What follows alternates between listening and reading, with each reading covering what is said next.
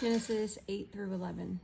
But God remembered Noah and all the wild animals and the livestock that were with him in the ark, and he sent a wind over the earth, and the waters receded. Now the springs of the deep and the floodgates of the heavens had been closed, and the rain had stopped falling from the sky. The water receded steadily from the earth. At the end of the 150 days, the water had gone down. And on the 17th day of the 7th month, the ark came to rest on a mountain of Ararat.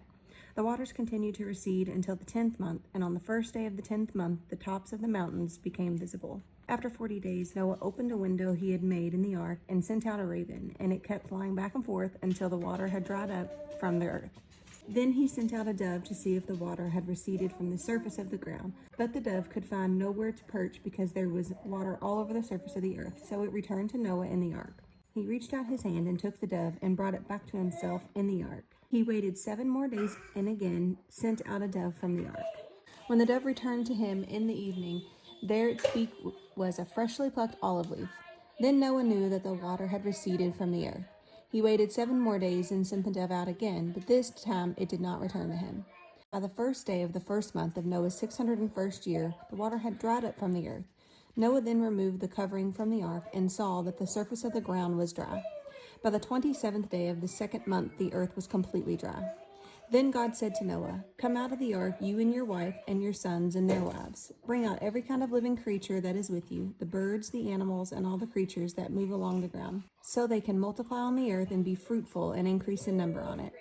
So Noah came out, together with his sons and his wife and his sons' wives, all the animals and all the creatures that moved along the ground, and all the birds, everything that moves on land, came out of the ark, one kind after another.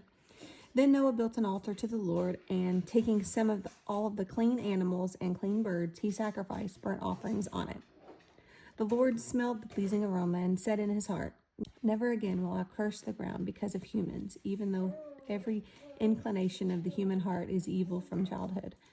And never again will I destroy all living creatures as I have done. As long as the earth endures, seed time and harvest, cold and heat, summer and winter, day and night will never cease."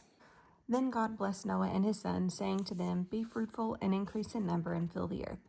The fear and dread of you will fall on all the beasts of the earth and on all the birds in the sky, on every creature that moves along the ground, and on all the fish in the sea. They are given into your hands. Everything that lives and moves about will be food for you.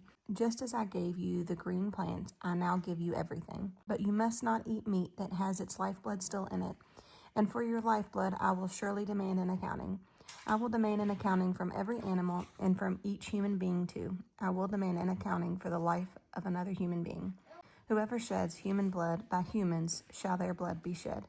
For in the image of God has God made mankind. As for you, be fruitful and increase in number, multiply on the earth and increase upon it." Then God said to Noah and his sons with him, "I now establish my covenant with you and with your descendants after you, and with every living creature that was with you, the birds, the livestock, and all the wild animals, all those that come out of the ark with you, every living creature on earth. I establish my covenant with you. Never again will all life be destroyed by the waters of a flood.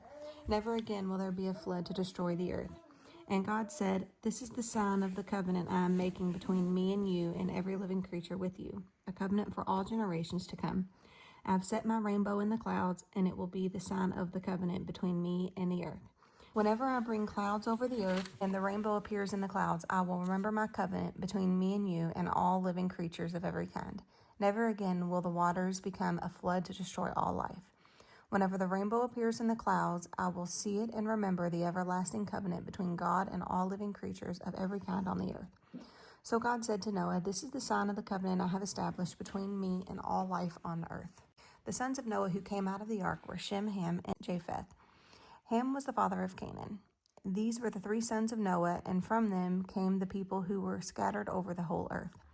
Noah, a man of the soil, proceeded to plant a vineyard.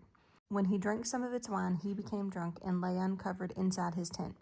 Ham, the father of Canaan, saw his father naked and told his 2 brothers outside. But Shem and Japheth took a garment and laid it across their shoulders. Then they walked in backward and covered their father's naked body. Their faces were turned the other way so that they would not see their father naked. When Noah awoke from his wine and found out what his youngest son had done to him, he said, Cursed be Canaan, the lowest of slaves will he be to his brothers. He also said, Praise be to the Lord, the God of Shem. May Canaan be the slave of Shem. May God expand Japheth's territory. May Japheth live in the tents of Shem, and may Canaan be the slave of Japheth. After the flood, Noah lived 350 years. Noah lived a total of 950 years, and then he died. This is the account of Shem, Ham, and Japheth, Noah's sons, who themselves had sons after the flood. The Japhethites. The sons of Japheth: Gomer, Magog, Madai, Javan, Tubal, Meshech, and Tyrus. The sons of Gomer: Ashkenaz, Riphath, and Togarmah.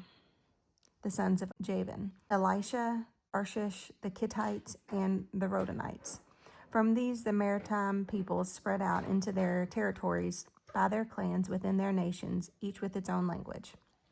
The Hamites. The sons of Ham: Cush, Egypt, Put, and Canaan.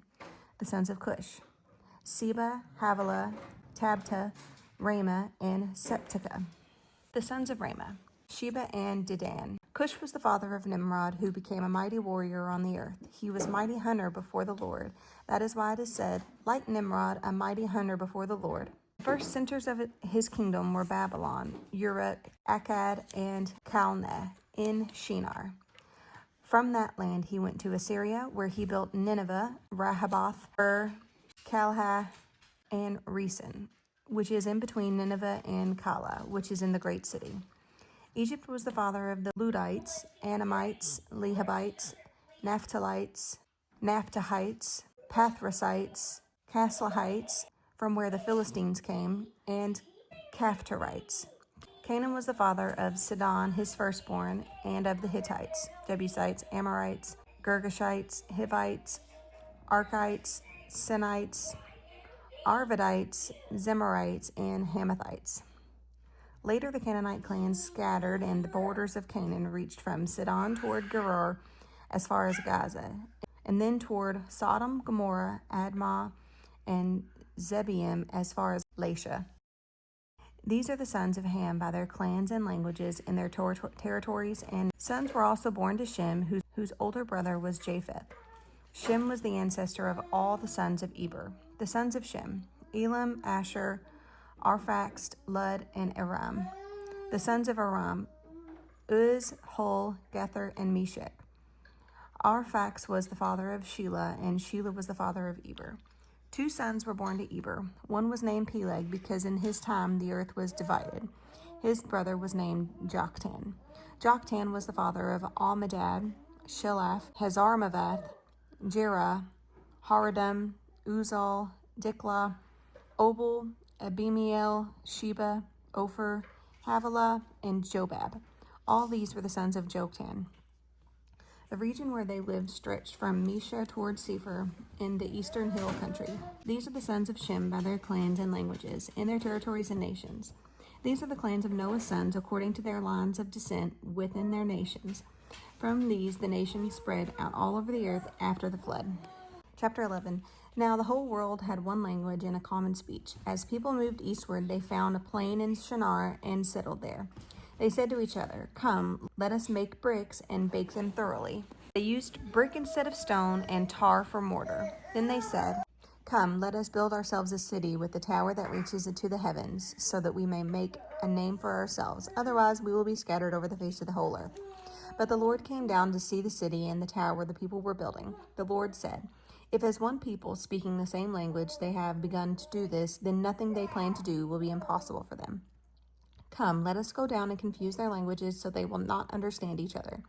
So the Lord scattered them from there over all the earth, and they stopped building the city. That is why it is called Babel, because there the Lord confused their languages of the whole world. From there the Lord scattered them over the face of the whole earth. This is the account of Shem's family line. 2 years after the flood, when Shem was 100 years old, he became the father of Arphaxad. And after he became the father of Arphaxad, Shem lived 500 years and had other sons and daughters. When Arphaxad had lived 35 years, he became the father of Shelah. And after he became the father of Shelah, Arphaxad lived 403 years and had other sons and daughters.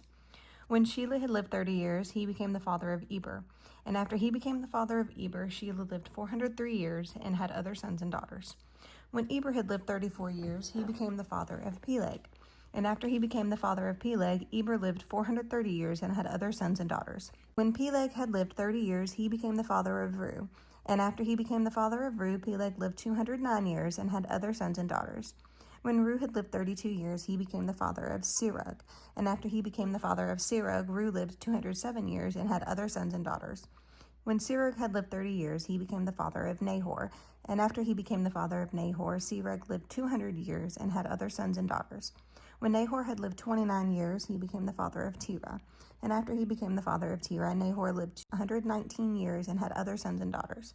After Terah had lived 70 years, he became the father of Abram, Nahor, and Haran. This is the account of Terah's family line. Terah became the father of Abram, Nahor, and Haran became the father of Lot.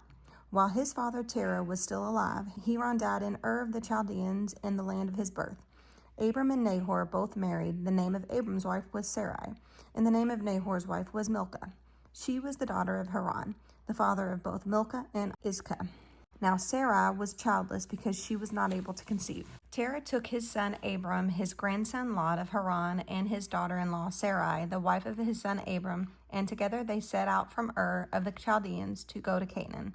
But when they came to Haran, they settled there. Terah lived 205 years, and he died in Haran.